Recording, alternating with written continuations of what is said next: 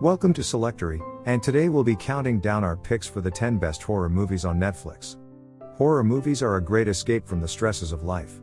Whether you want a monster fest, a thoughtful creep, or a slasher flick, there's a genre that fits your needs.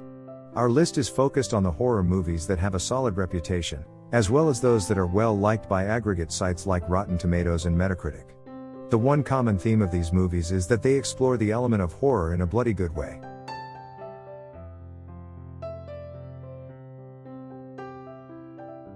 Number 10, #Alive. The parallels of this horror movie are obvious to the struggles with isolation that many face during the COVID-19 quarantine. While it may not be the most original zombie movie, #Alive is quite entertaining. It includes all of the old school goodies: cadaver makeup, shredded clothing, shrieking, moaning, lurching, and even cannibalism. But #Alive is also more than that. It reflects on what we know as the new normal during COVID, including how people are living in fear of the virus and how isolation is becoming commonplace. The movie's not perfect, as is the case with many horror films. Characters make decisions that defy common sense, and feel more like they're made to move the story forward. But the story is still good in general, and it does a good job at telling a story that's centered on one character for most of the film. The ending of this movie is cheesy, but if we're looking to be entertained as a temporary escape from the real world, we need an ending that entertains rather than just scares. This one is both action-packed and thoughtful, and is a welcome addition to the genre. Number 9, Creep. Did you ever think about how creepy it is when people are just too friendly? Why is the guy on the subway always trying to talk to me? Why does my colleague stand too close? And why does my new friend tell me about Jesus and his miracles in such detail? The frightening line between sociable and sociopath is one that the movie Creep plays with, throughout every second of its 80 minutes. It's short but not sweet. Made by Blumhouse Productions, the company that also produced Paranormal Activity, Creep has their distinctive minimalist feel. This horror film is largely successful because of its atmosphere. It doesn't rely on violence and gore to scare viewers. Instead, it builds the tension slowly, making the audience wait for the inevitable. This is more effective because suspenseful films keep audiences guessing what might happen next. Much like in Duplass's other movies, the dialogue is in large part improvised. This kind of authenticity is uncommonly believable and makes his movies stand out from the crowd. After watching the movie, you might be wondering, how would I react? Would I heed the warning signs, or be polite and go inside for that one drink? After all, kindness and courtesy cost nothing. Number 8, The Guest. In the movie, a family who lost their son during war receives a guest on their doorstep. Since they fought together on the battlefield, our guest is invited to stay with them for a while. There he finds out that weird things start to happen. The guest follows a familiar premise that has been done many times before. However, the movie never ceases to amaze with its elegant style. The Guest is an action thriller movie, and it's not just that. There are a lot of dramatic and funny moments, and some intense and frightening ones too.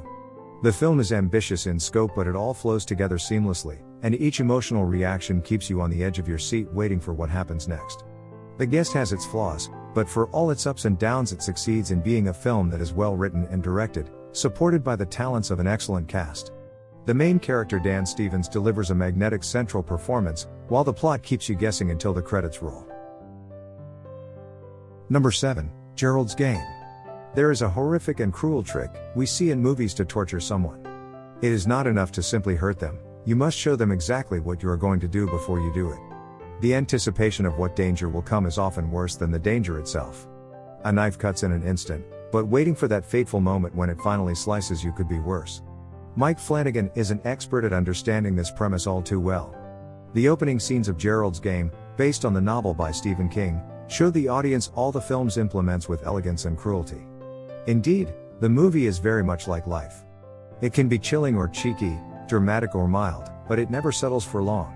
The transitions are carefully planned and take us where we need to be for the final revelations.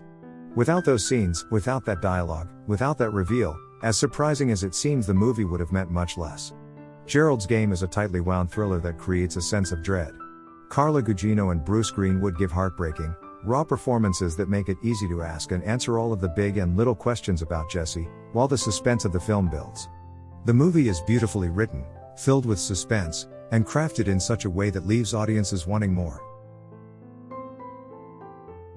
Number 6, Hush. Maddie is a deaf author who lives in a remote house in the woods. She wants to finish her latest novel, but she's got a lot going on. There's her ex-boyfriend calling to distract her, and then there's a masked intruder with an arsenal of weapons. How will she keep the intruder from coming in, and what can she do to escape? It's a well-crafted, suspenseful horror film. Flanagan doesn't hold back on the gore, but he doesn't rely on it. He's a rare director these days who still prioritizes suspense, and he frames the tense confrontations between the two characters to maximum effect. The film takes you on Maddie's harrowing adventure, and leaves you wondering how you would fare in a similar situation. The sheer terror of the opening of Scream is fondly recalled, but Maddie's fear feels more real than ever. Hush is an 82-minute horror movie that stays true to its genre. It may have a few cliches, but it is still an entertaining, scary, and lean movie that will temporarily restore your faith in the horror genre. Number 5, The Conjuring. Moving to a new house is exciting, but there are always things that you don't know about. For the parents, the unknown was their new lake house in Rhode Island. They soon discovered that they were not alone, experiencing some pretty terrifying happenings. With their daughter's safety on the line, Carolyn begged the Warrens to come and help them. The Warrens were known for their work in the paranormal world in the 1970s.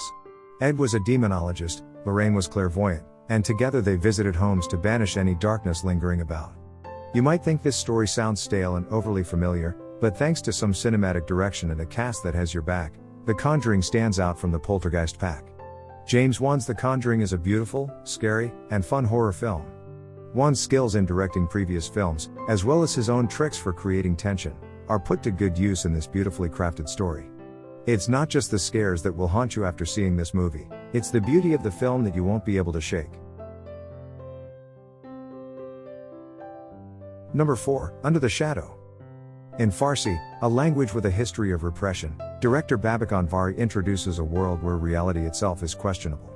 Set in 1988 Tehran, during the Iran-Iraq War, Under the Shadow tells the story of Shida, striving to protect her daughter Dorsa inside their apartment during the war. They are under constant missile bombardment, making it nearly impossible for them to leave their home. As the attacks in the city increase in frequency, people have started fleeing. Shida and Dorsa have remained, because Shida is stubborn, and doesn't want to give in to her husband's demands that she go stay with his parents.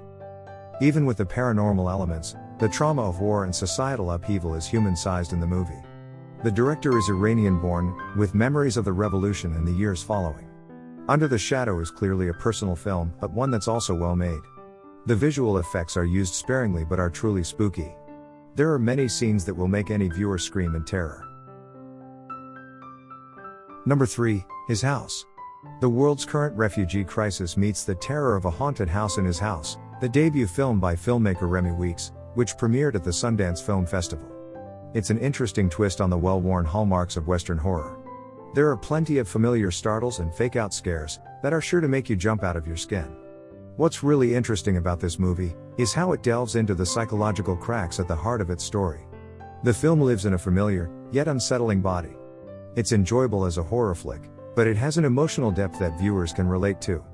The movie is about loss and the lingering phantoms that haunt people in unfamiliar lands. His House packs a huge emotional impact even when its scares eventually grow stale. It highlights the toll the refugee experience takes on a person, which is a mental, physical, and spiritual sacrifice. His House converts this into a unique haunted house drama, where ghosts reveal themselves far more often than they hide. Number 2, The Evil Dead. 5 college-aged friends are heading to a remote cabin in the middle of Tennessee woods, in hopes of having some downtime. After settling into the cabin, they find a tape recorder.